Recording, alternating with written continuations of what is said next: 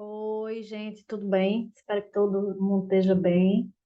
A gente vai dar início ao nosso curso, né? E eu vou compartilhar aqui minha tela com vocês.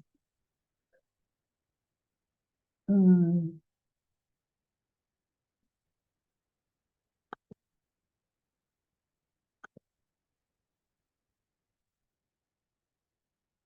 então, o nosso curso se chama Arcabouço Legal das Mudanças do Clima e Justiça Climática.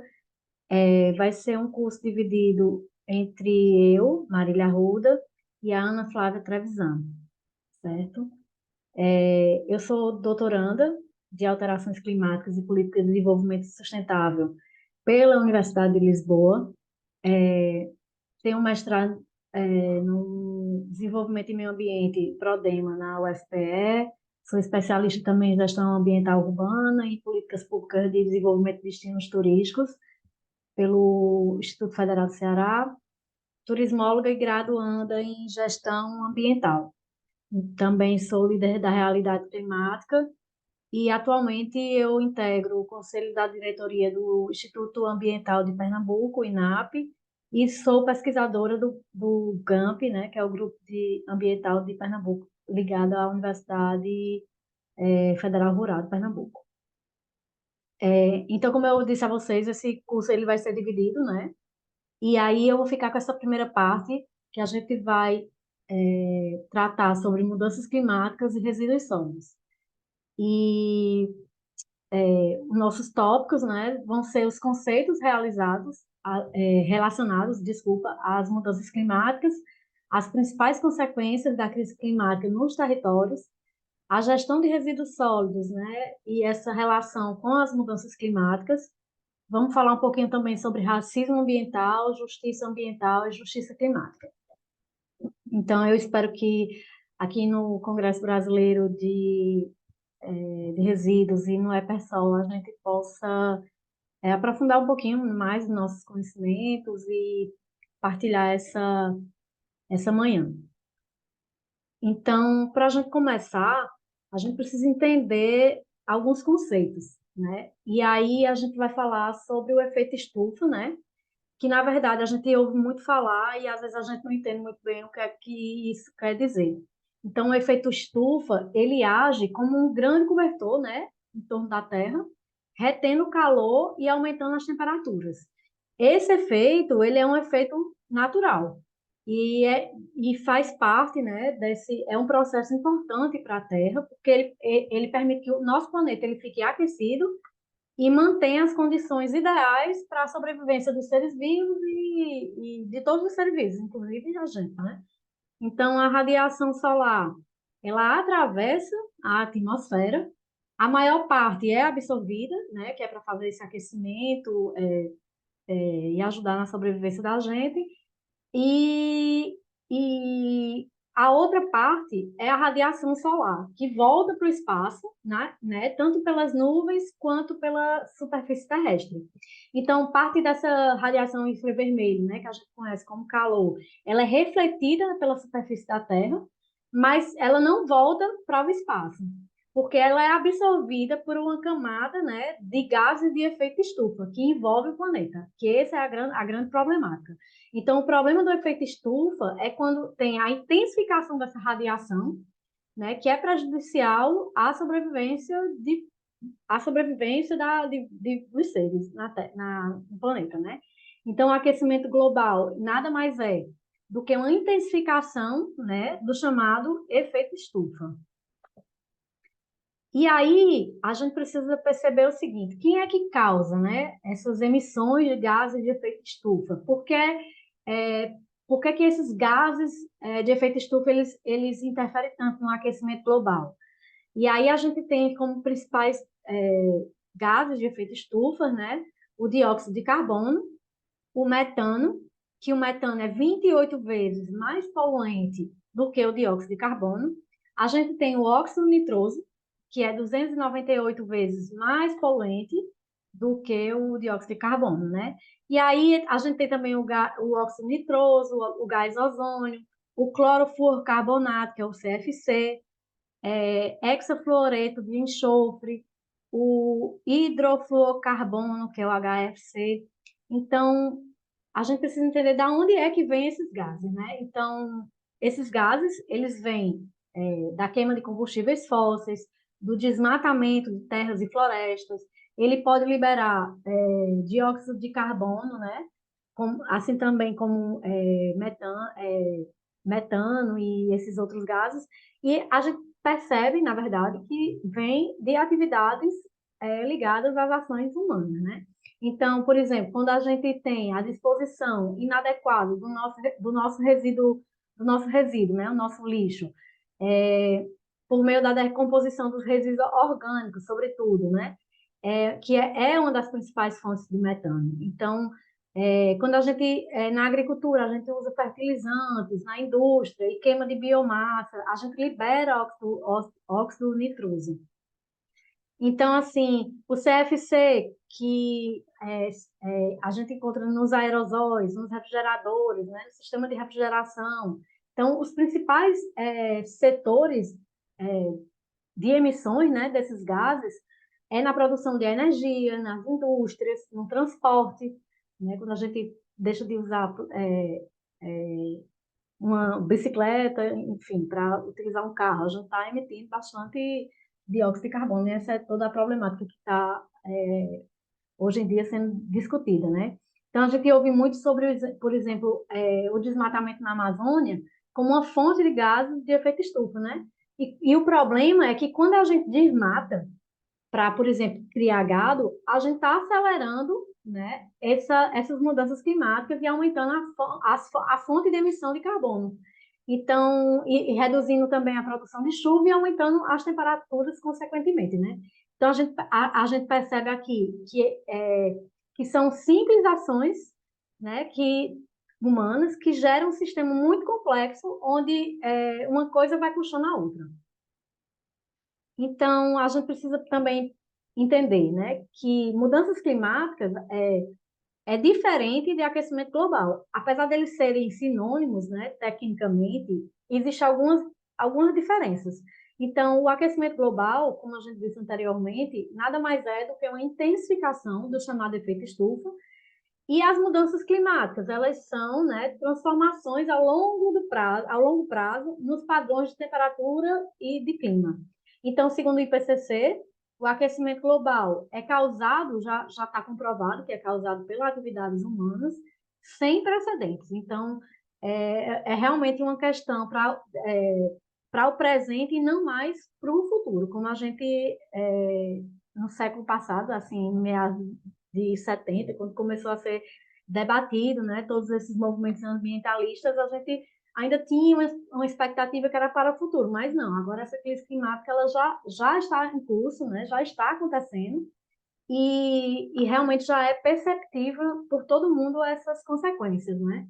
Então, daqui para frente, a gente tem que aprender, né, a conviver com as consequências advindas dessas emissões que a gente fez lá no passado. Infelizmente, não é mais possível a gente evitar, né? O que a gente pode fazer, além de adaptar e mitigar, é atenuar as consequências, né? Com atitudes que a gente toma hoje. Então, hoje a gente tem um cenário muito drástico, assim, que seria o aumento da temperatura. A gente tem vários cenários, mas o drástico é que seria um aumento de temperatura entre 1,7 graus Celsius até 2 graus Celsius até 2050, ou se a gente continuar emitindo dióxido de carbono na ordem de 2% de crescimento ao ano, a gente vai ter uma taxa de crescimento que vai levar ao aumento da temperatura média global em 4,3 graus Celsius, né? Então, isso é muito, muito sério e muito urgente. A gente tem que também repensar, né, algumas formas de evitar, né, essas emissões. E é isso que o mundo vem debatendo amplamente e diariamente sobre essa temática, né? Então, dependendo desses cenários, né, a gente pode ter situações com pequenos, mais significativos, né, impactos socioambientais, até uma situação muito mais grave. como, por exemplo, dificuldade de acesso à água, aumento da temperatura, e, sobretudo, né, com os impactos à saúde mais significativos, como a recorrência de epidemias e pandemias, por exemplo. Então, a gente já vem sentindo isso, já é uma coisa presente no nosso dia a dia, né? Então, falar de aquecimento global, a gente está falando do aumento da normal da temperatura média do planeta, né? E atualmente ela está entre 1,1 graus Celsius superior à temperatura média da Terra antes da Revolução Industrial. Então, que foi quando a humanidade começou a queimar combustível fóssil, né, em larga escala para gerar energia. Então, esse número é uma média, é assim, uma média global, né, mas há lugares que o aquecimento pode ser ainda maior. Então, pode ser causado, né, ou agravado tanto por processos naturais, como também, né, esses processos naturais são por meio das variações, né, do ciclo solar, da radiação solar, assim como também pode ser devido às atividades humanas, né, e isso a gente tem que ficar bem ciente que isso, assim, a maior parcela dessa desse aquecimento vem realmente de ações humanas. Então, a principal consequência desse aquecimento global, né, é deixar o clima mais extremo, né, e por isso, quando chove, chove muito. E faz enchente, e aí faz alagamento, e aí deslizamento, né? Quando faz sol, aí esquenta muito, e aí aquece os oceanos, derrete as calotas polares, né? E aí é isso. E quando faz frio, cai granizo, provoca mortes. Tem gente morrendo de frio, tem gente morrendo de calor. Então, tudo isso a gente já vem sentindo, já vem sendo noticiado diariamente, né? Em relação às mudanças climáticas, né, a gente tem que entender que é uma consequência do aquecimento global, e esse resultado das mudanças climáticas é, portanto, desastres naturais, né, em diversas proporções. Então, uma das consequências é o aumento, né, tanto da temperatura média dos oceanos, como também a camada de ar próxima à superfície da Terra, que vem ocasionando dias mais quentes e ondas de calor. Agora, em julho, a gente teve o julho mais quente da história, né? Então, assim, realmente, principalmente quem estava agora na Europa, né, e nos Estados Unidos, sentiu bastante esse efeito, né, de calor, de onda de calor. E aí, os governos começam a ficar atentos, né, para também ajudar essa população, né, por exemplo, se hidratar e fazem. Agora em São Paulo a prefeitura montou vários quiosques para doar água para as pessoas se hidratarem, porque foi um calor extremo no final de semana, acho que retrasado. Então, a ONU, né, por meio do IPCC, ele já vem alertando para a maior incidência desses eventos climáticos extremos, né, como os furacões, como os tornados, como os ciclones, os tufões, as secas que afetam as produções, falta de água, as secas ecológicas que aumentam a vulnerabilidade dos ecossistemas, né? E, enfim, alterações para a incidência de precipitações, os deslizamentos, a desertificação, que a gente sente muito aqui no sertão do Nordeste, né? Então, condições meteorológicas extremas e incapacidade de prevê-las, né? Como, por exemplo, erosões costeiras. Então, assim, embora a gente tenha o centro de monitoramento, né? Mas às vezes não é possível detectar como é que vai se portar, né? Esses furacões, esses ciclones. A gente tem uma ideia, mas a gente às vezes nem consegue chegar a prever. Então, alguns países, principalmente os mais pobres, né? Eles já sofrem bastante com os problemas de inundações, né? E aí a gente entra no caso da justiça climática, que se não for levado a sério, né, muitos desses países possivelmente vão ser extintos, assim. Sobretudo aqueles que vivem, que são ilhas, né? A gente já vê essa migração de populações inteiras para outros lugares, porque não tem mais condições de viver naquele território. Então, as mudanças climáticas, elas também afetam a saúde das populações, a poluição do ar, né? A incidência de doenças, propagação de vetores, qualidade de água potável, a fome, a subnutrição, saúde mental, porque imagine você ter que você tá ali no seu território e por conta de um evento extremo você ter que ser deslocado, você perde toda aquele sua história, toda aquele convívio, né, que você tinha com outras pessoas, o seu bairro. Imagina você perder tudo e ter que sair dali para outra cidade. Então, realmente, isso afeta psicologicamente. A gente já fala hoje em dia de ansiedade climática, muita gente já tem esse tipo de problema de saúde, né?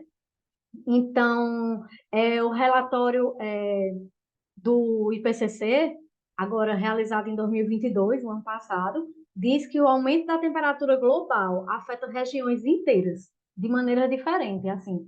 Mas as projeções, elas são alarmantes, né? E aí a gente tem realmente que se preocupar. Estima-se que até o final do século, a temperatura global da Terra, ela deve subir até 2 graus Celsius. Então, o que resultaria, né, cerca de meio metro de elevação dos oceanos. Eu estou falando muito do IPCC, talvez muita gente não tenha ideia do que seja, mas o IPCC é o painel intergovernamental, né, sobre mudanças climáticas, que é o IPCC. Gente, desculpa, foi os meus gatos aqui que estão derrubando a casa. Então, o IPCC ele foi criado em 1988, né? E tem essa linha, eu fiz essa linha histórica para a gente perceber, né, que em 88 ela foi criado o IPCC com o objetivo, né, de preparar uma revisão abrangente e as recomendações sobre as mudanças climáticas. O início dessas discussões foi entre os países membros da ONU, né, e tendo como objetivo o estabelecimento de protocolos e metas de emissões de gases de efeito estufa. Então, em 1990, foi publicado o primeiro relatório, né? Em 92, durante a Rio 92, ou a Eco 92, aqui no Rio de Janeiro, aconteceu a Convenção do Clima, né, que estabeleceu regras para proteção da atmosfera e da contenção da emissão de gases poluentes, ficando conhecido como Cúpula da Terra.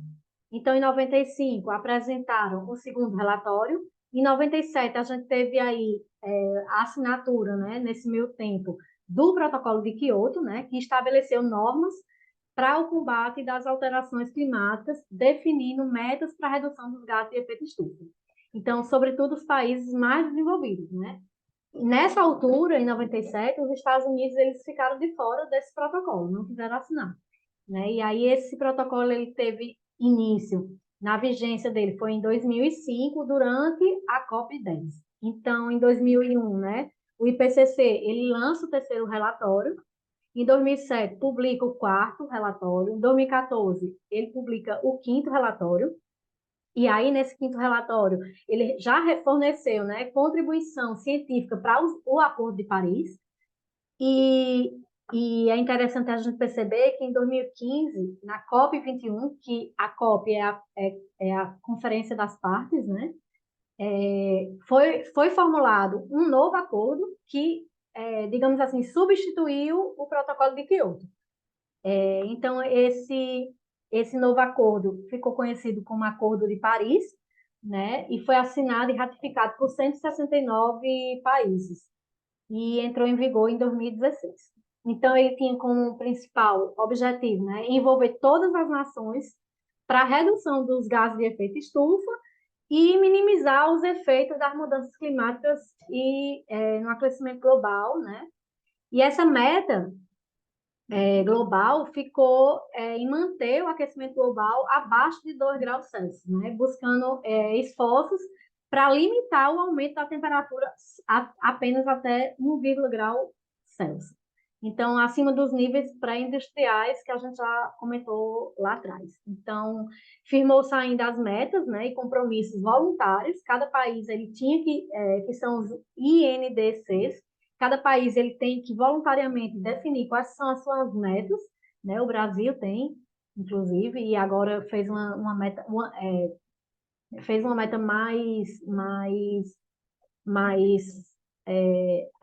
assim, agressiva, né? Digamos assim, porque a gente tinha tido a gente teve, na verdade, um desmonte aí, né?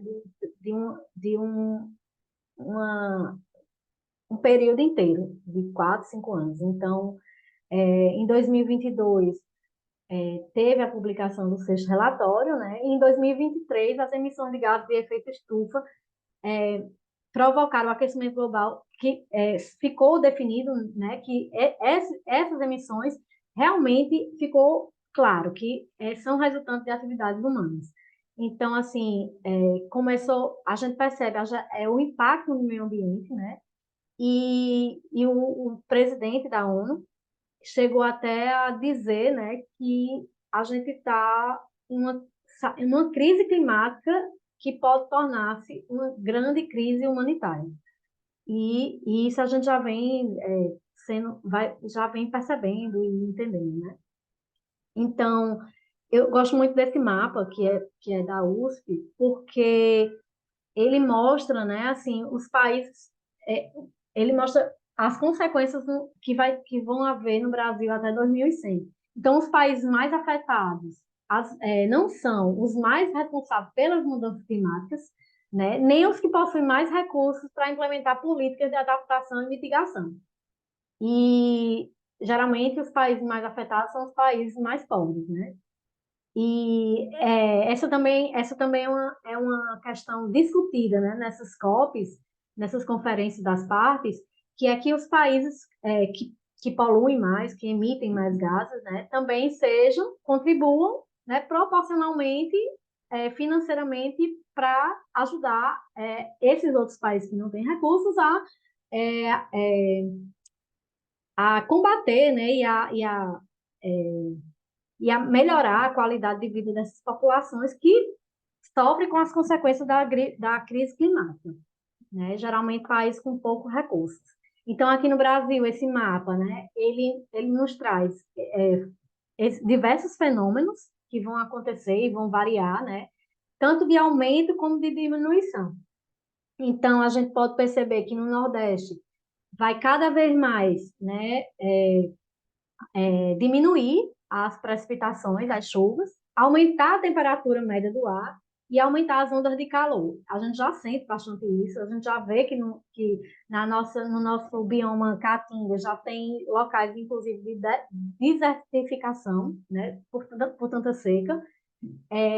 No Sudeste, a gente tem exemplos, né, de chuvas intensas e ondas de calor também, como teve agora no Rio Grande do Sul, né, chuvas intensas e torrenciais, também devido, né, a fenômenos como El Niño, que também interfere bastante. E aí a gente pode perceber que, por exemplo, no Sul, vai aumentar as chuvas, né, vai diminuir as geadas, vai ter uma temperatura média do ar maior. Então, é realmente o cenário de se preocupar e de repensar, né? Nossas, nossas, é, nossas atitudes. E aí eu trago para vocês aqui consequências no mundo. E aí eu trouxe consequências no mundo entre 2022 e 2023, né? Então, em julho de 2023, na China, ocorreu o tufão Doksuri, que foi rebaixada a uma tempestade depois que ela atingiu as Filipinas, varreu parte da China, assim, com chuvas fortes, né, que causaram danos consideráveis.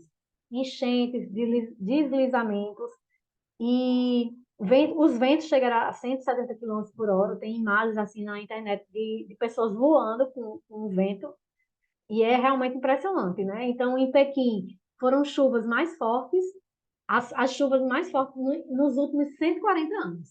Então, mais de 27 mil pessoas, elas tiveram que sair dessas áreas de risco, né? Foram resgatadas. Essas chuvas torrenciais atingiram também o norte da China, deixaram pelo menos 78 mortos, 18 desaparecidos e 500 mil pessoas desalojadas.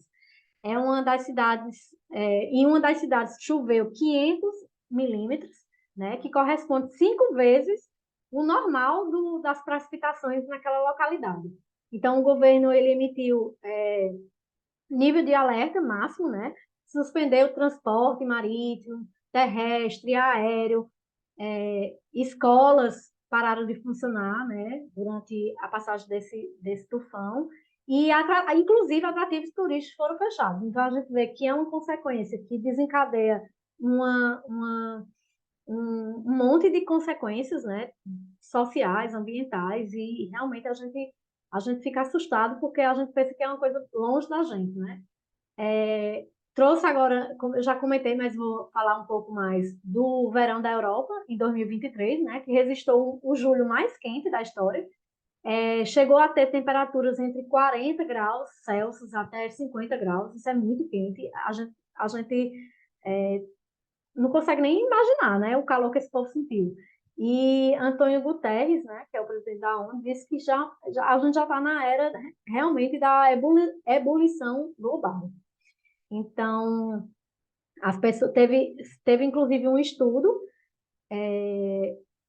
que o ano passado, em 2022, o verão matou 60 mil pessoas. E aí isso é realmente preocupante, por conta dessa onda de calor. A gente teve agora em setembro, ontem, né, recentemente, na Líbia, a cidade de Derna ficou bastante, né, prejudicada com uma tempestade chamada Daniel, que provocou enchentes, né, onde 10 mil pessoas estão desaparecidas, 11 mil mortos.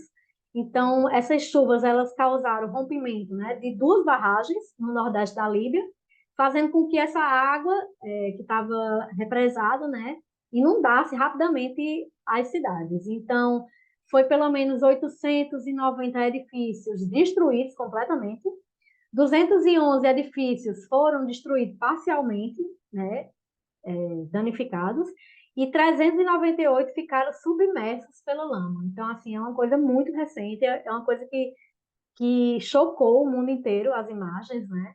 Cidades importantes da Líbia ficaram bastante prejudicadas, o turismo é, praticamente foi suspenso, porque não tinha mais como acontecer, né? Enfim, é uma crise humanitária. Diversos governos começam a enviar ajuda, né? Socorristas, porque os países também não têm essa estrutura de enfrentamento, né? A essas consequências. E aí, nos Estados Unidos, há uma semana atrás, né, em Nova York, aconteceu uma tempestade chamada Ofélia, né, que provocou chuva e alagou rapidamente Manhattan. A gente parece filmes assim, filmes de ficção científica que a gente tem costume de ver, a gente acha que é uma coisa longe, não é, tá? Cada dia mais perto, mais próximo, em países bem estruturados, ricos, né, como a gente vê, que é o caso dos Estados Unidos. Então, essa tempestade Ofélia inundou as ruas de Manhattan, teve que fechar a estação de metrô, porque estava alagando as estações inteiras, os transportes coletivos foram suspensos, os carros foram arrastados, teve diversos alertas assim. Inclusive, tenho uma história para contar de uma amiga que estava fazendo uma conexão em Nova York e essa conexão ela ia passar o dia inteiro, enfim, passeando em Nova York. E aí, quando eu vi a tempestade, eu mandei uma mensagem para ela, ela fez, amiga, eu estou aqui ilhada, no aeroporto de Nova York. Já, eu estou vendo aqui. Aí ela começou a ler uma lista de voos que tinham sido cancelados, né, por conta dessa tempestade. Então, realmente é uma coisa que está cada dia mais perto da gente. E aí a gente fala tipo Líbia, né, China, e acha que no Brasil a gente vai escapar, mas realmente a gente não vai escapar, meu povo. E aí eu trouxe algumas consequências climáticas, né, bem próximas da gente. Aqui em Pernambuco, o ano passado, né, a gente teve a maior tragédia do século, uma tragédia, uma catástrofe natural do século XXI, foi a maior assim do estado e atingiu a maior de uma geração inteira. Então, assim, ela foi maior do que uma cheia que teve em 1975. Eu estava aqui já em Pernambuco, né? Estava em Recife, realmente eu presenciei e foi desesperador, porque a gente começa a ver né? A chuva, as pessoas sendo atingidas, a gente ilhado, sem poder sair de casa. Então, realmente é bem, bem desesperador, né? E saber que isso é o nosso normal futuro. Então, nessa chuva que teve em Recife em 2022, não só em Recife, né? Em Pernambuco, mas atingiu fortemente aqui a região metropolitana de Recife, foi uma chuva que ocorreu em maio, né? Uma precipitação de 551 milímetros, né, no acumulado, e a média é 140, a média desse mês de maio, né, que foi no mês de maio que aconteceu isso, a média é 140, ou seja, choveu 5 vezes mais do que o normal, do que o esperado normal na média, né? Então, a região metropolitana de Recife, ela realmente padeceu com essa tragédia, né? Sobretudo a cidade de Recife, Jaboatão, Camaragibe, Olinda, né? Foram fortes chuvas, chuvas torrenciais, assim, vitimaram 134 pessoas, né, mortas, mas também teve 125 mil desabrigados e desalojados por causa desses deslizamentos de barreiras. Aqui é uma região muito vulnerável, né, com deslizamento de barreira. E aí teve enxurradas, inundações, né? Quem conhece Recife sabe que a cidade ela é cortada por canais e por rios, né? E dependendo da maré, se tiver cheia, né? Essa água ela não tem para onde escoar, né? E aí realmente alaga rapidamente a cidade. E é impressionante como agora eu morei aqui em Pernambuco em 2012 e eu sentia, né, que quando chovia, tudo bem, a gente ainda ia para a universidade, mas eu percebi que de 2012 para agora, o ano passado, quando eu estava aqui em 2021, 22, tipo, eram suspensas aulas, foi suspensa, órgãos públicos suspenderam as atividades, então realmente está afetando muito, muito fortemente o nosso dia a dia, né? Essa chuva de Recife atingiu 17% da área urbana de Recife, né? E os dias mais intensos foram o dia 25 e 28 de maio. Recife, hoje, né, é considerada pelo IPCC como a 16ª cidade mais vulnerável do mundo. Então, assim, a gente realmente vulnerável pelas consequências desses desastres naturais, dessa catástrofe, né, devido às mudanças climáticas. Então, está muito perto da gente. Outra tragédia que eu trago foi esse ano, né, no litoral de São Paulo, na cidade de São Sebastião. Tinha uma barra lá chamada Barra de Saí, e no período do carnaval, né, durante o carnaval, registrou o maior volume de chuva em 24 horas. Choveu o acumulado de 683 milímetros. Isso é muita chuva, meu povo. Então, a média para o mês era 300 milímetros. E assim, em 24 horas, choveu 2 vezes a média esperada, né? Em 2 dias. Então, por conta desse excesso de água, né, aconteceram alagamentos, né, aconteceu também deslizamento de terra, que causaram 65 pessoas mortas, sendo que 64 estavam em São Sebastião, né, e uma estava em Ubatuba. Foram 1.700 desalojados, 766 desabrigados, né? E 2.500 pessoas ficaram prejudicadas.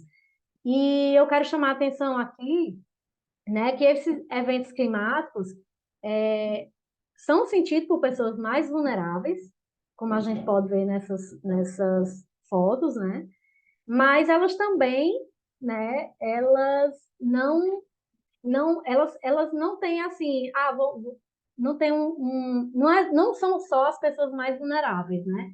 Elas também, eu trouxe aqui essa foto que me impactou bastante também, foi dentro de um condomínio fechado, de alto padrão, ficou completamente alagado, os carros de luxo, as mansões ficaram cheias, então assim, quando a tragédia vem, não tem esse negócio de rico e de pobre, vai tudo junto, entendeu? Então, realmente, ninguém escapa dessas consequências, né?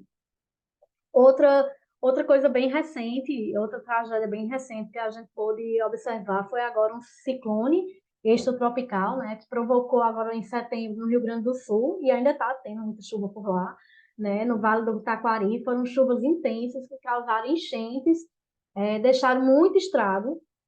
Uma das fotos mais chocantes que para mim foi esse cabrito pendurado, porque a água subiu tanto, os bichos começaram a boiar e esse cabrito ficou preso na fiação elétrica, né? E aí provocou essas chuvas, essas enchentes, né? Provocaram muita destruição. Tem 51 mortos, né? 8 desaparecidos.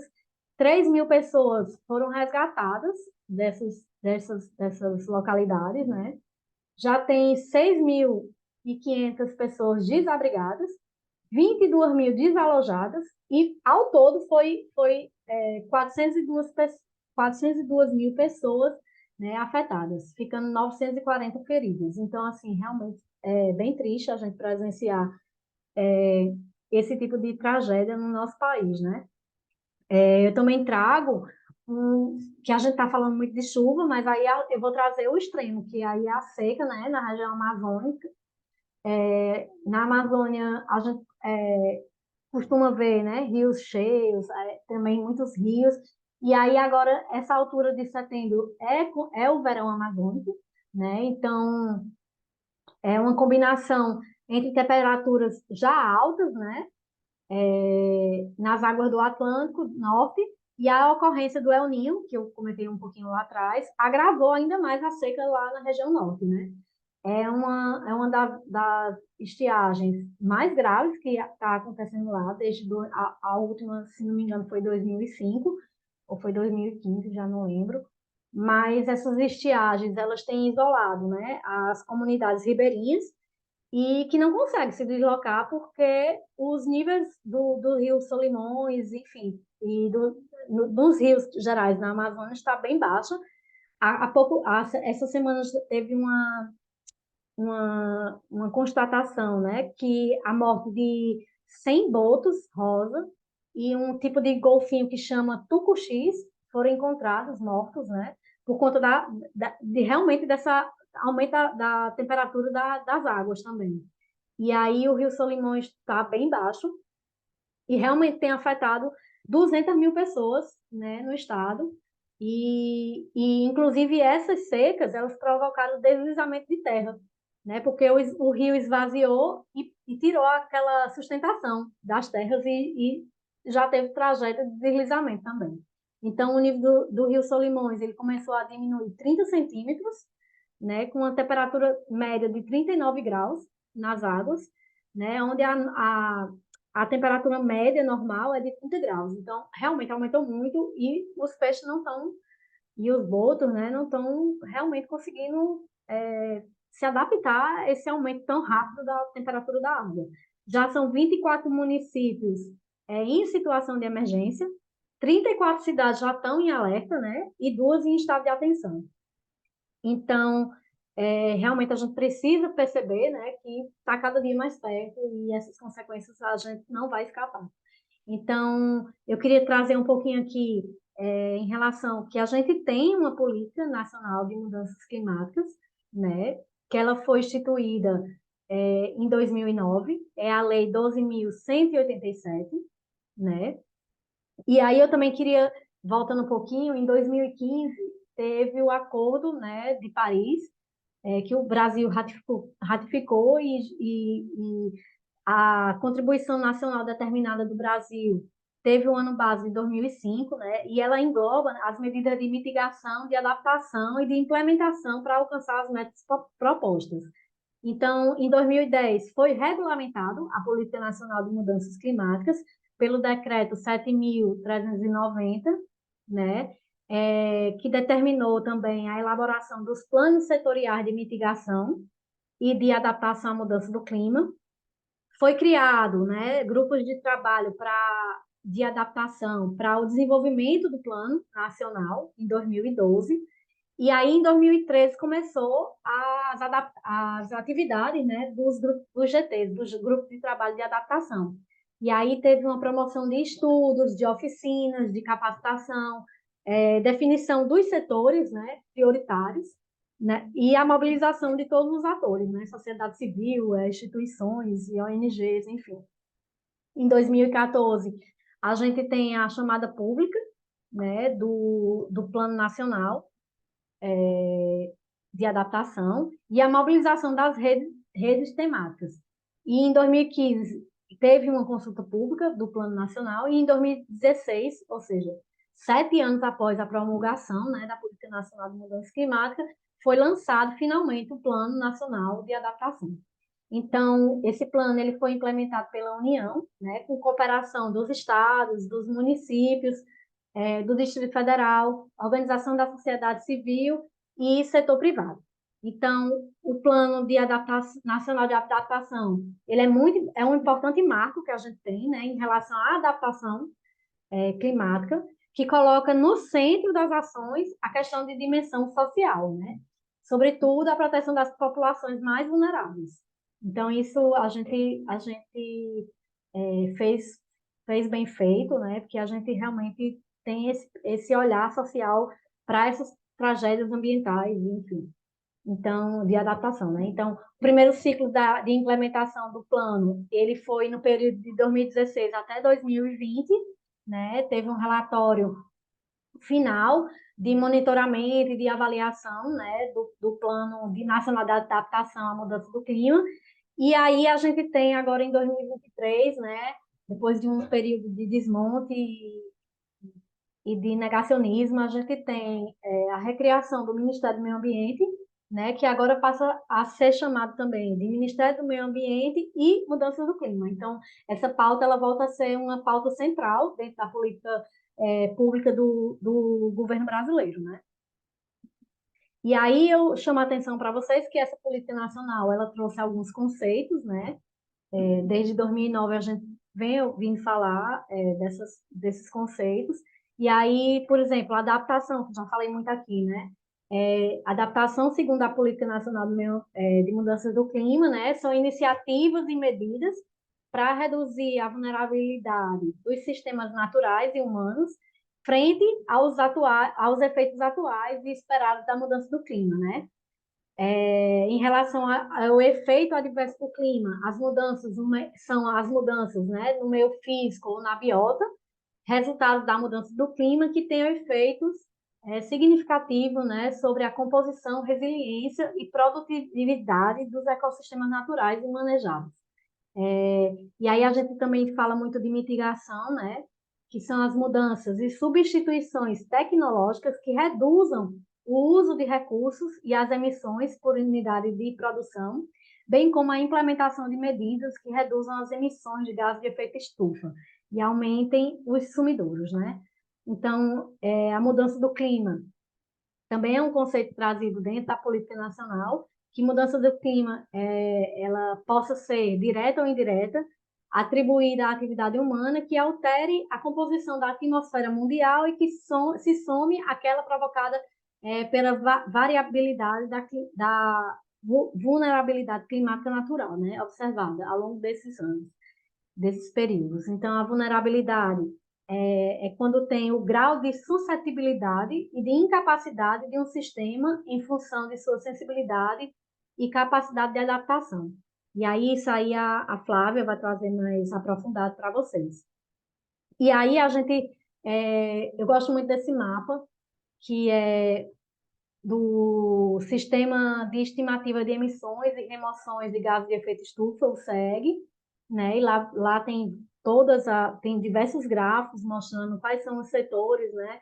Que o Observatório do Clima, né? Mostra, né? Que emite mais gases de efeito estufa.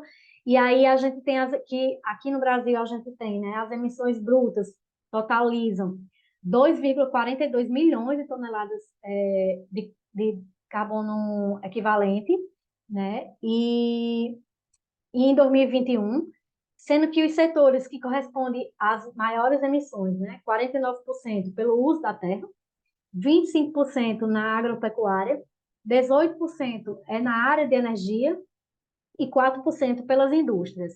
E aí, trazendo aqui para a gente, né, para o nosso Congresso de Resíduos Sólidos, o setor de resíduos ele é responsável pela menor parcela. Ele tem 3,8% das emissões totais brutas de gás de efeito estufa, né? Que corresponde a 91,1 milhão de toneladas de carbono equivalente. Então, existe formas, né, de cada um individualmente, né, diminuir um pouco essas emissões de gases de efeito estufa a longo prazo, né? E aí tudo depende realmente da nossa mudança de atitude, né? Do nosso consumo consciente, um consumo que a gente começa a pensar realmente o quanto impacta, como é a cadeia, porque tudo está interligado, né? Então eu acho legal essa, esse gráfico, né? Essa figura que são as 10 soluções para mitigar as mudanças climáticas. Então, o que é que cada um da gente pode fazer, né? aumentar o uso de transporte coletivo ou andar de bicicleta, que, né, tem um impacto muito menor nos transportes, combater o desmatamento, né, e restaurar essas áreas já degradadas, descarbonizar o transporte aéreo e marítimo, adaptar e descarbonizar as edificações, né, investir em energia limpa e com eficiência energética, mudar para veículos elétricos, que obviamente não é todo mundo que pode, porque ainda é muito caro, né? Mas desativar principalmente as usinas de carvão, né? Comer mais planta, menos carne, não que todo mundo vá virar vegano ou vegetariano, mas enfim, já tem um impacto é, menor nessas emissões, né? E aí a questão mesmo de reduzir, reaproveitar e reciclar os materiais, né? E, e essa questão dos resíduos é bem interessante. A gente, como a gente começa a ter esse olhar, né, mais consciente, a gente começa a tentar diminuir esses impactos. E aí, chegando aqui na parte de resíduos sólidos, né, a política nacional é uma política criada em 2010, né? E aí ela traz como definição de resíduos sólidos, né, todo material, substância, objeto ou bem descartado, resultante de atividades humanas em sociedade, cuja destinação final se procede em estado sólido ou semissólido, né, bem como os gases contidos nesses recipientes e líquidos cujas particularidades tornem inviável o seu lançamento na rede pública de esgotos ou corpos d'água. Então, falar de resíduos, né, a gente tem diversas visões, né? E aí eu dividi assim para a gente poder entender um pouco melhor, né? Mas existe uma classificação que pode ser pela sua origem, que aí essa origem dos resíduos pode ser domiciliares, que esse resíduo que vem da nossa casa, dos industriais, dos comerciais, das podas, né, do serviço de transporte, do serviço de saúde, que aí tem uma legislação específica, da questão dos resíduos de construção civil, né, também tem uma legislação específica, tem a classificação segundo a composição química, né, que aí a gente tem a diferença dos orgânicos e dos inorgânicos. Os inorgânicos são geralmente aqueles que são os materiais recicláveis, que a gente conhece, né? E os orgânicos, realmente, eles são os maiores emissores quando eles estão em decomposição, do gás metano, né? Que a gente viu que é bem mais poluente do que o dióxido de carbono. E aí também eu trago em relação à periculosidade desses resíduos, né? Que aí ele é dividido em classe 1, que são os resíduos perigosos, resíduos de classe 2, que são os não perigosos, resíduos de classe 2A, que são os não inertes, resíduos de classe 2B, que são os inertes. Então, o conhecimento sobre esse tipo de resíduo ele é de extrema importância, né? Porque ele, dependendo da classificação, também é que você encaminha para a destinação, o tratamento e a disposição correta, né? Desses resíduos. Então, os resíduos aqui no Brasil, né? Hoje a gente gera 81,8 milhões de toneladas. No mundo é gerado 2 bilhões de toneladas. Isso são dados da ONU, mas esses dados do Brasil do panorama dos resíduos sólidos, né, que é desenvolvido pela ABRELP, Associação Brasileira de Resíduos. E aí a gente tem, né, que desses resíduos, 76 milhões de toneladas foram coletadas em 2022, né, representando uma cobertura de 93% de resíduos. Então, no Brasil, esses dados de coleta de resíduos, eles tiveram pouco avanço de 2021 até 2022, né? E aí a gente vê nesse gráfico da Abrelp que foram coletados 76 milhões 485 toneladas por ano em 2021 e 76 milhões 118 toneladas em 2022. Então, a gente teve uma diferença muito pouca, né? Dessa destinação, dessa coleta. Então, a destinação dos resíduos sólidos no Brasil, né? Desde o advento da Política Nacional de Resíduos, que foi em 2010, ele trazia, né, um dos principais objetivos da política, era encerrar os lixões, né, e fazer essa destinação dos nossos resíduos para aterros sanitários, encerrar lixões e aterros controlados, né. Então, essa política ela foi sancionada em 2010, né, e aí a gente tem esses dados, né, de cobertura da destinação correta no Brasil, que em 2022, que apenas 61%, né, desses resíduos são destinados para adequadamente para os aterros sanitários. Ainda é muito pouco, né? E a gente sabe que essa gestão, né, dos resíduos, ela é delegada aos municípios, né? Mas essa gestão em muitos municípios ainda é deficitária, né? E eles despejam inadequadamente ainda em lixões e aterros controlados. Aqui em Pernambuco, esse ano, né, foi divulgado que o Estado já não conta mais com lixões, são dados do TCU, junto com o Ministério Público, fizeram um bom trabalho aqui em Pernambuco, né, de encerramento desses lixões, e está sendo destinado para aterros sanitários licenciados pelo órgão estadual, né, de meio ambiente, que é o CPRH.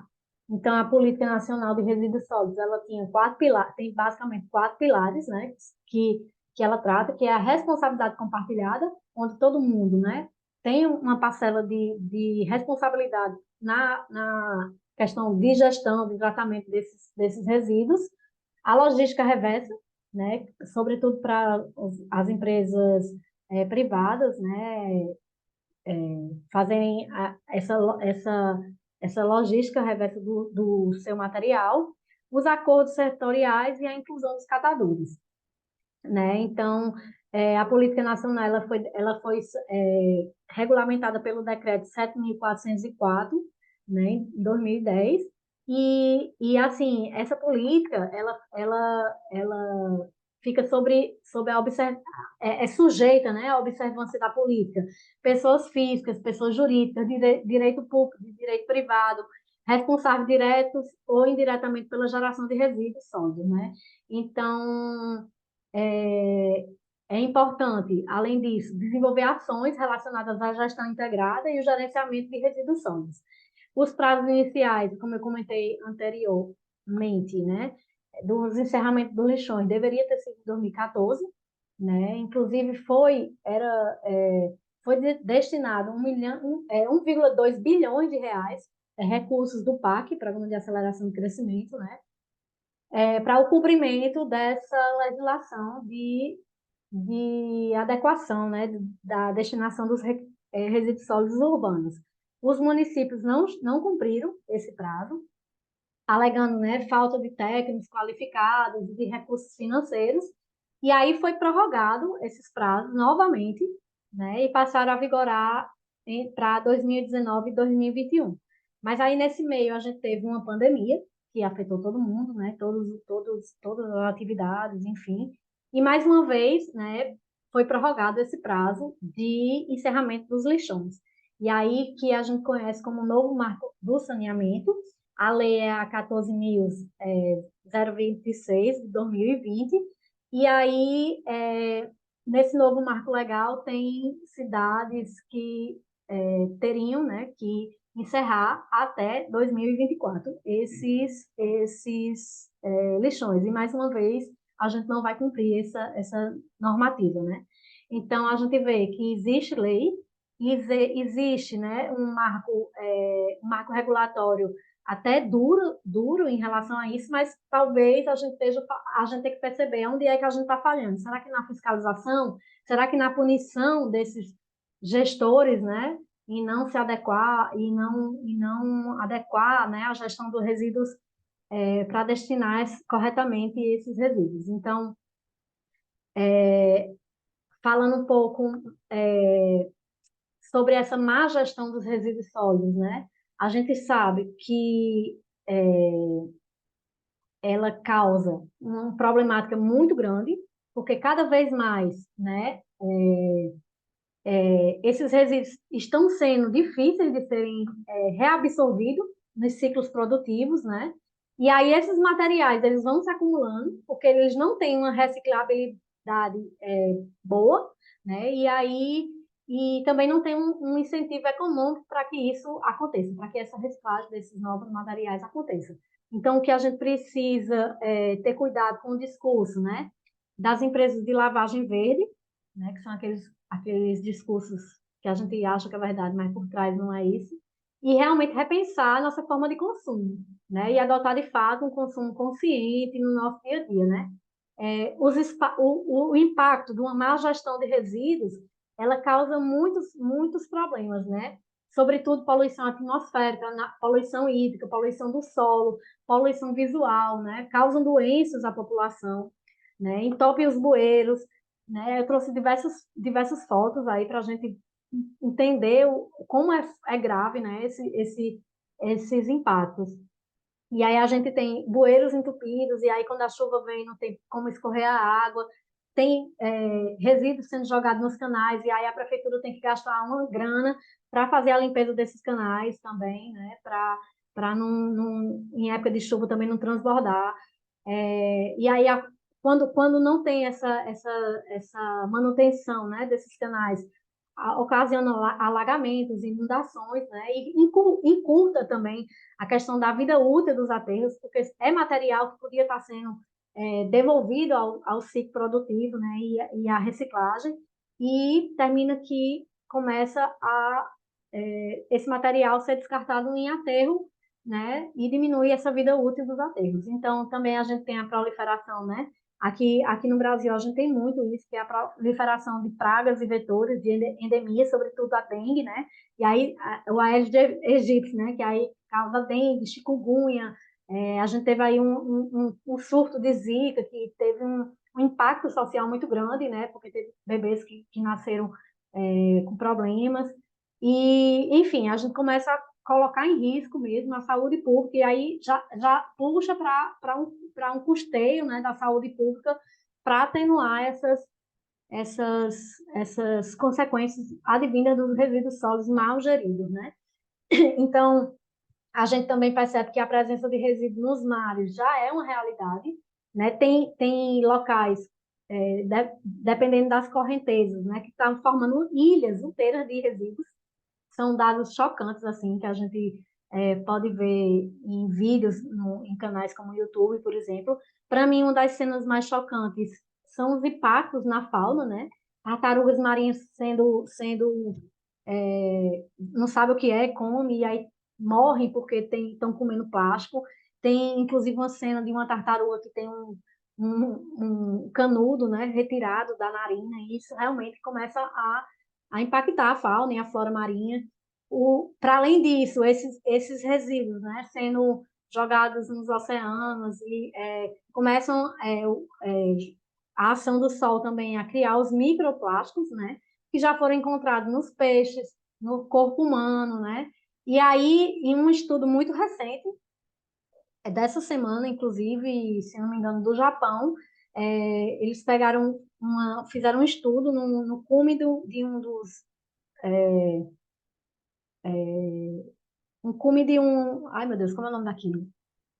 De uma, de uma montanha deles, pegaram amostras, né, de água desse local, e quando eles analisaram, eles descobriram 9 tipos de microplástico. Ou seja, esse plástico ele tá subindo e precipitando, subindo para as nuvens e precipitando em microplástico. Então, realmente, a gente está praticamente vivendo uma era de microplástico no corpo, na fauna, na flora, nos peixes, enfim, em tudo.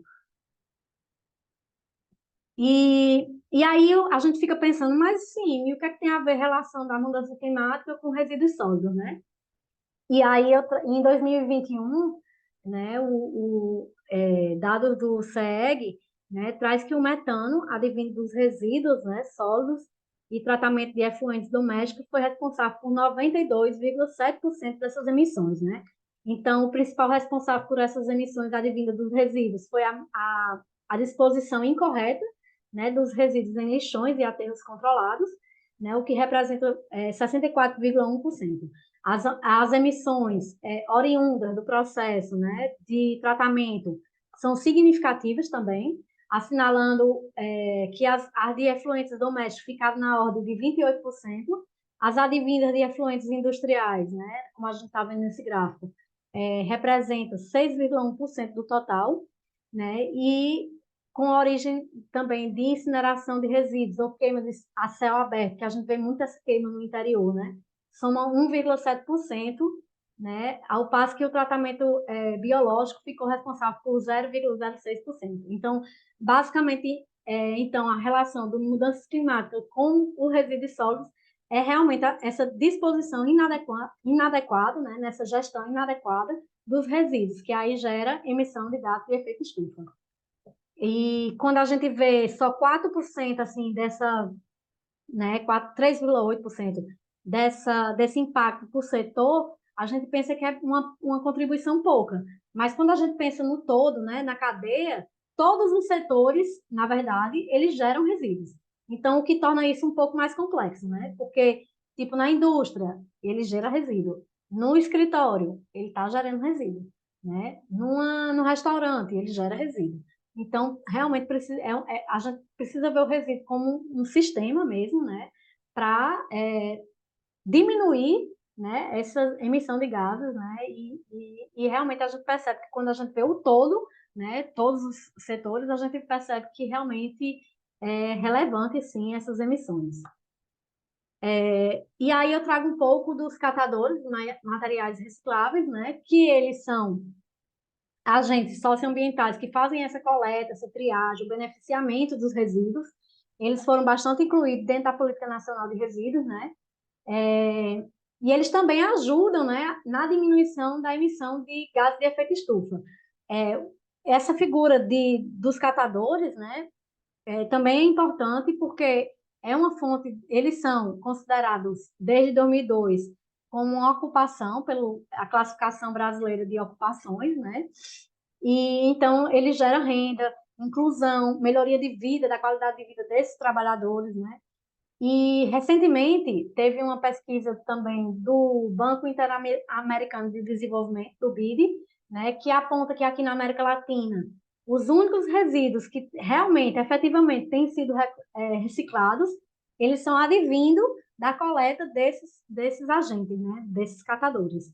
Então, a gente percebe que tem duas categorias de catadores, né, que são os autônomos, que vivem nas ruas e eles catam nos prédios, esse resíduo da rua remexe, enfim.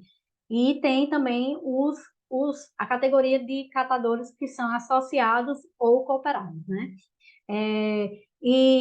Assim, eles foram inseridos dentro da política nacional, né? Tanto que ele prevê que instituições têm que incluir esses catadores, fazer termos de contratos, né, com esses catadores, mas, no entanto, eles vêm sofrendo desvalorização financeira, né, do material vendido, falta do pagamento de serviços prestados, o próprio racismo ambiental, que a gente vai tratar um pouquinho lá na frente, e também eles são figuras que são injustiçados climaticamente, né? Então, são muito afetados também, é uma população afetada com as mudanças climáticas, né? Então, os catadores, eles precisam realmente ser vistos como trabalhadores que participam desse ciclo da reciclagem, né? Da limpeza urbana, da logística reversa e da educação ambiental. Muitos deles fazem esse papel de educação ambiental informal nos seus bairros, né? Em torno das suas residências.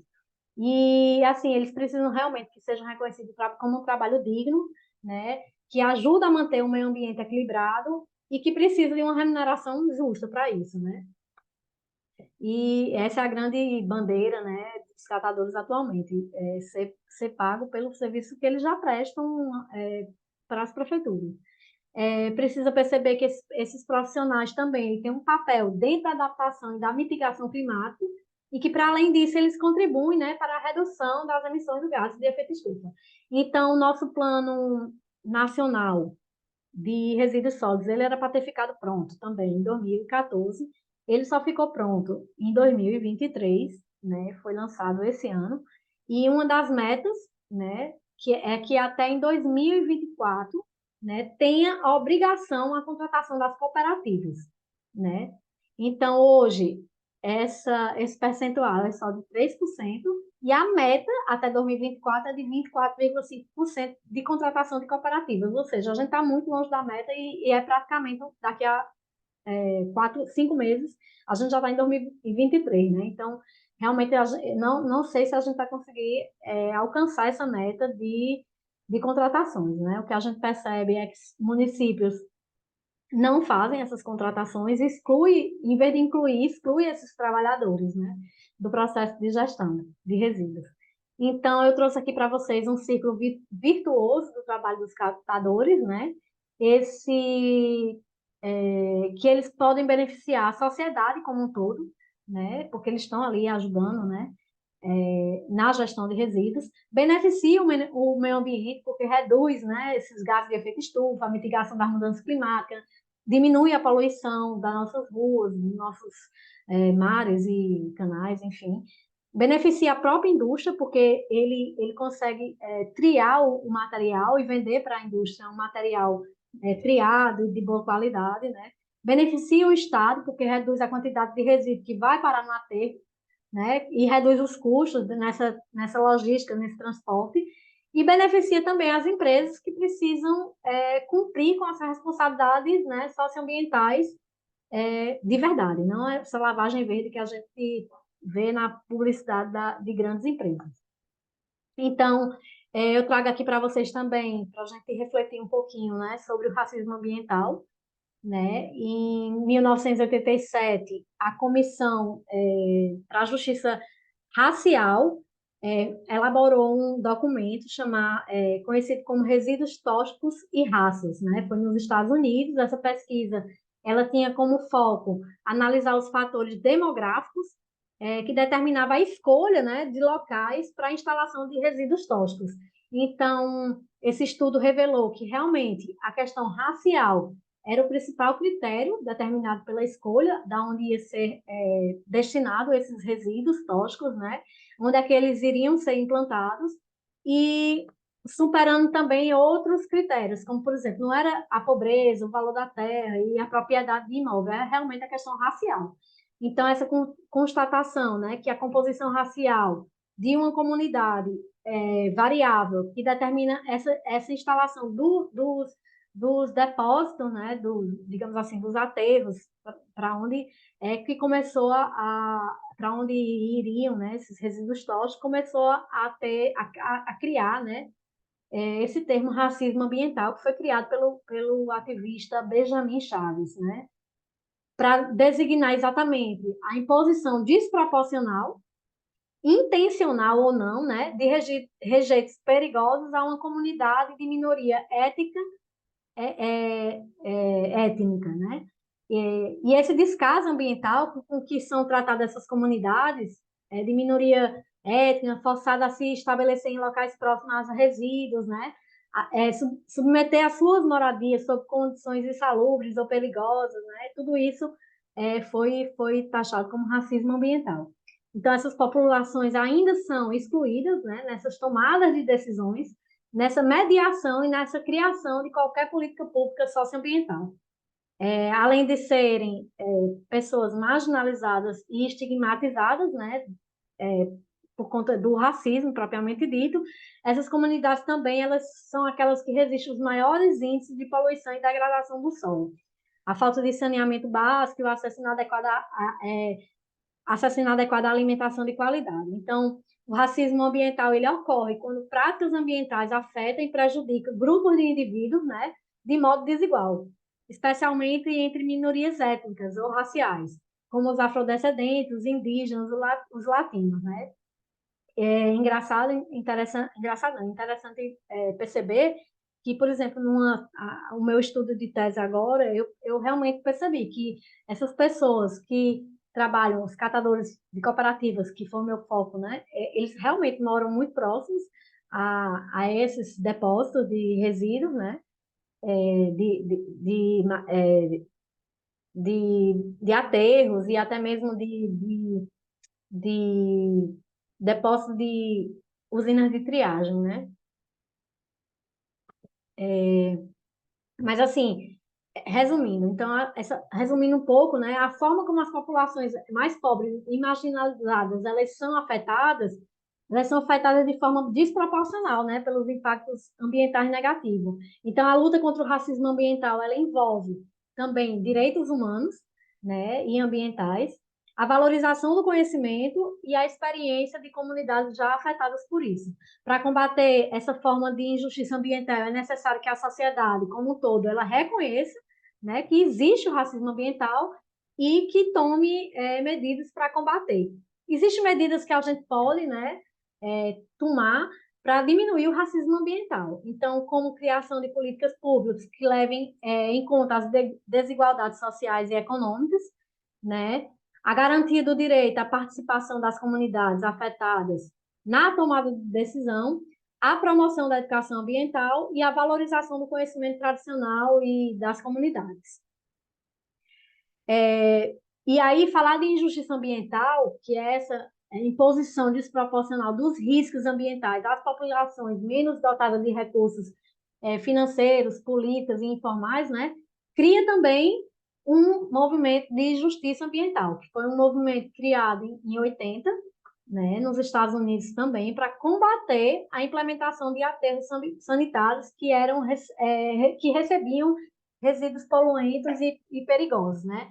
Onde a população predominantemente era negros e imigrantes, e esse pessoal começou a fazer protestos e marchas de maneira passiva, né, para pedir essa justiça ambiental. Então, fica claro que essa luta, né, ela demonstrou que as questões ambientais estavam relacionadas realmente com questões sociais, então a gente tem aí uma atrelada ambiental com social, né, e que essa luta passa, né, por direitos humanos e, enfim, e direitos dessa população marginalizada. Então, basicamente, a justiça ambiental ela está relacionada com o combate ao racismo ambiental.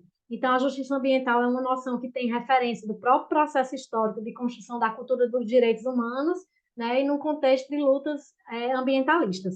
Aqui no Brasil, o professor Henri, né, ele defende que a justiça ambiental ele caminhe para combater exatamente essa narrativa que os impactos ambientais são sentidos de forma semelhante por todos, porque isso não é verdade. Essa narrativa, né, ignora as diferenças sociais, a capacidade de mitigação dessas consequências.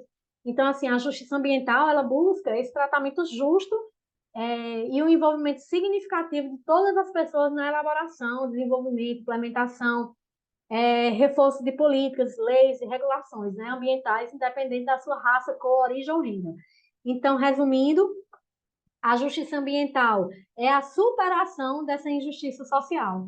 Então, aqui no Brasil, a gente tem uma rede, a Rede Brasileira de Justiça Ambiental, que criou em 2001, né, para nortear essas ações relacionadas à justiça ambiental, 17 princípios de justiça ambiental.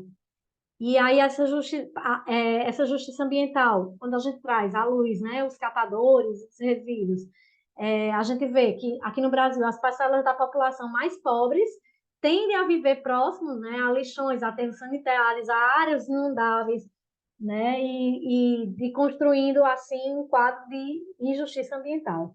Então, trazendo à luz a justiça ambiental para essa temática, né, dos resíduos sólidos no Brasil, a gente tem que essa realidade dos catadores de materiais recicláveis, né, nas grandes cidades, que viviam próximo, a grande maioria viviam e sobreviviam dos lixões, né, para retirar o seu sustento, né, e aí com a coleta seletiva, eles começaram a melhorar de vida, né, e aí essa coleta nos lixões também, né, em locais insalubres, sem cuidado, mas era a única forma que eles tinham para talvez sobreviver. Então, com o encerramento dos lixões, né, o advento, né, da Política Nacional de Resíduos, esse contexto todo gera essa injustiça ambiental, né, e as comparativas elas tentam amenizar um pouco, né, dessa injustiça ambiental e diminuição do racismo ambiental, né? E aí começa amenizar por meio do empoderamento, né, social e político desses agentes. E aí eles começam a montar cooperativas para melhorar o desenvolvimento do trabalho deles. Mesmo assim, né, a gente ainda percebe que muitas cooperativas e associações, quando não tem esse suporte, né, da gestão pública, da gestão municipal, ele realmente começa a tornar também essas cooperativas e associações locais insalubres, né, que estão expostos a acidentes de trabalho, sem garantias trabalhistas, né, por parte da gestão, né, dessas organizações. Então, os catadores, eles precisam, né, obter renda com a venda dos materiais recicláveis. O que a gente está percebendo agora é que esses materiais eles estão desvalorizados no mercado, então isso afeta também, né, o trabalho dos catadores, é, de forma que a luta deles é por um pagamento dos serviços prestados, né? Então, as cooperativas de materiais recicláveis têm esse desafio de garantir uma renda, né, e uma remuneração, assim, realmente adequada por todo aquele trabalho e esforço que eles têm, né? E aí, uma forma da gestão sustentável dos resíduos pode ser um processo economicamente viável, socialmente justo e ambientalmente adequado, né? Então, esse trabalho dos catadores, ele precisa ser reconhecido como fundamental dentro do ciclo de reciclagem do Brasil.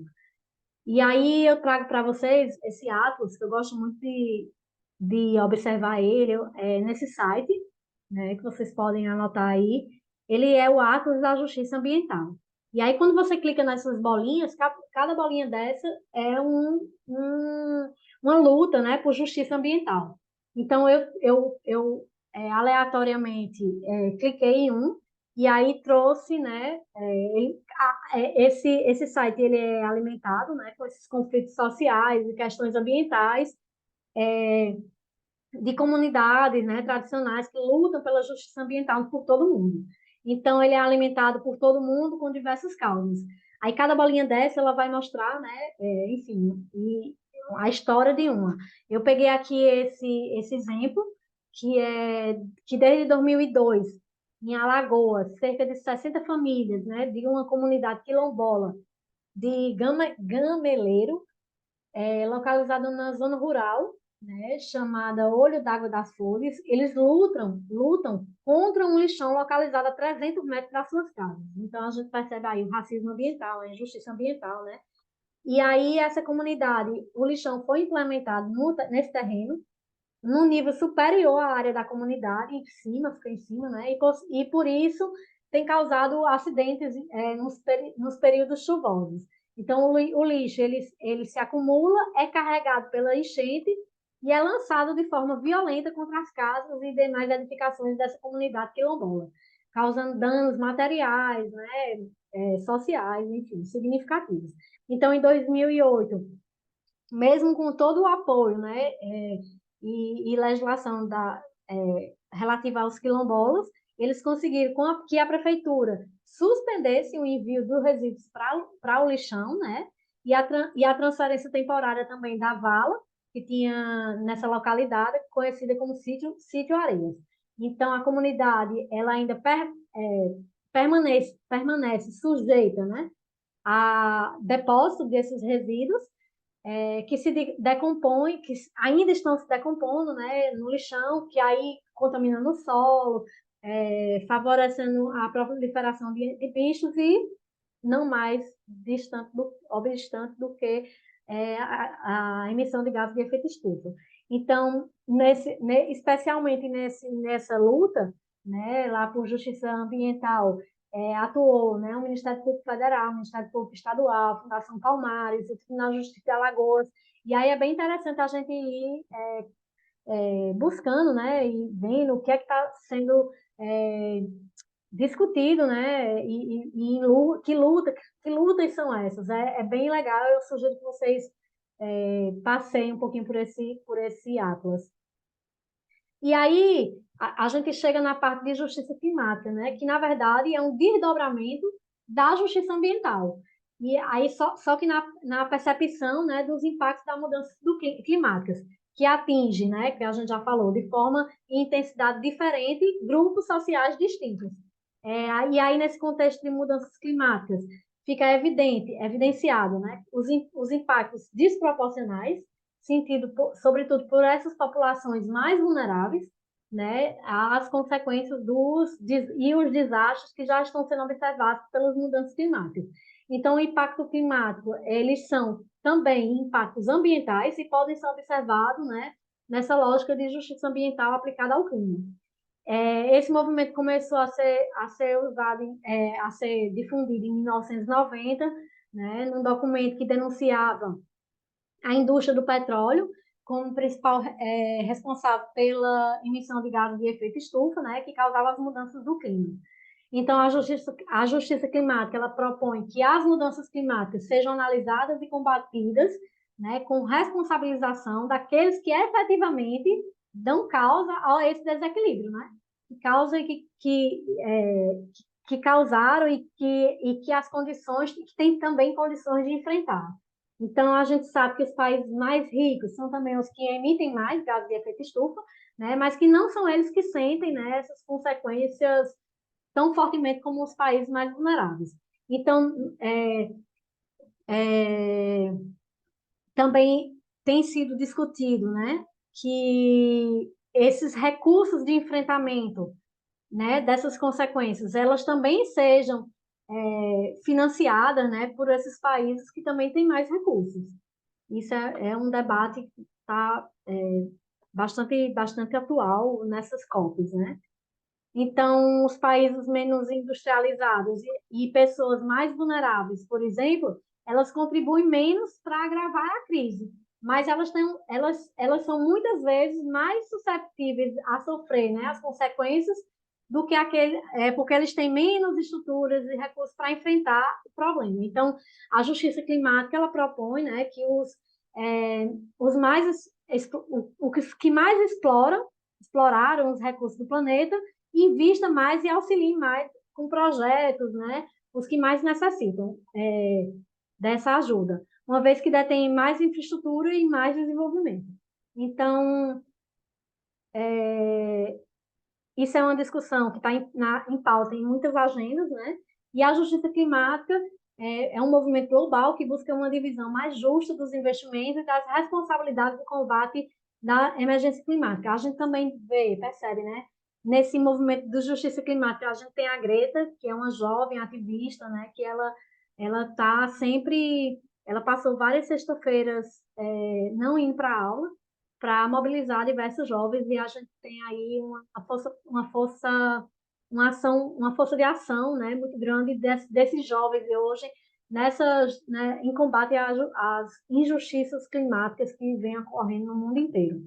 Então, eu espero que eu tenha feito vocês pensarem um pouquinho nessa forma mesmo do que a gente pode fazer no nosso dia a dia, né? Agradeço a participação aqui nesse Congresso Brasileiro de Resíduos, é com muito prazer que eu estou aqui fazendo essa parte do curso, né? E aí agradeço também o convite do professor Rodrigo, da professora Soraya, né? Da Universidade Federal Rural e o GAMP por estar proporcionando esse trabalho aqui, esse momento de conhecimento, aprofundar no conhecimento, né? Espero que vocês tenham gostado. Se quiserem me dar um feedback, o meu e-mail é esse, marilharruda@outlook.com, e agradeço, né? E espero que vocês aproveitem bastante essa semana aí de discussão, né? Tão relevante dos resíduos sólidos e das mudanças climáticas. Obrigada.